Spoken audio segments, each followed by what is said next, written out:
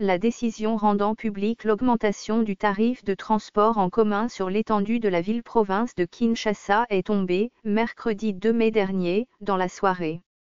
Cette décision qui porte la signature du cabinet du gouverneur Kimbuta Yango fixe comme à l'accoutumée la tarification à appliquer par les transporteurs sur toutes les lignes notamment, du centre-ville vers les périphéries, du rond-point Victoire vers les points servis traditionnellement et d'autres trajets intercommunes.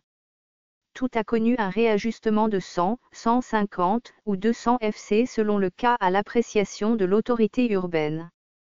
Notons que cette hausse du tarif de la course interurbaine, redoutée par les passagers et souhaitée par les transporteurs, est tombée à la grande insatisfaction de tous les usagers qui s'en plaignent.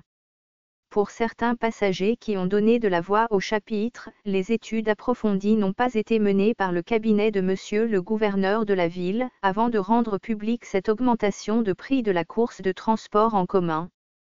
Cette situation, se plaignent les passagers, ne profitera qu'aux transporteurs seuls qui se voient octroyer un bonus sur ce qu'ils percevaient déjà pendant que le pouvoir d'achat n'a connu aucune embellie et surtout, disent-ils, les salaires sont toujours payés au taux de 920 FC pour $1 américain. Du côté des transporteurs, les choses ne sont pas aussi de leur goût. L'augmentation de prix de transport en commun opérée par le cabinet du gouverneur de la ville de Kinshasa n'a pas tenu compte de la réalité sur terrain. Pour quelques-uns qui discutaient avec les passagers sur la place de la gare au centre-ville, les 100 FC et 150 FC ajoutés sur le prix d'une course selon le cas, ne représentent rien du tout par rapport à la proportion de la hausse du prix du gazole à la pompe et les charges d'exploitation, sans oublier les tracasseries policières, les embouteillages et les différentes taxes urbaines imposées par la même autorité de la ville.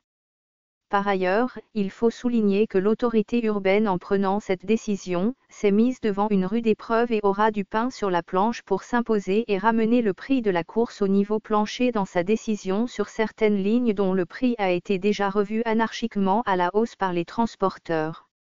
C'est le cas par exemple de la ligne centre-ville Lamba Terminus dont la course est fixée à 1000 FC alors qu'elle se négociait déjà à 2000 FC. Même chose pour la ligne centre-ville UPN. Et que dire des lignes sur lesquelles aucun ajout n'a été effectué. Toutefois, la décision étant déjà prise d'autorité par le cabinet du gouverneur de la ville et rendue publique, tous les usagers, passagers comme transporteurs doivent apprendre à s'y conformer. Ce fichier audio a été créé par Panopreté Basic, vous pouvez le télécharger sur www.panopreter.com.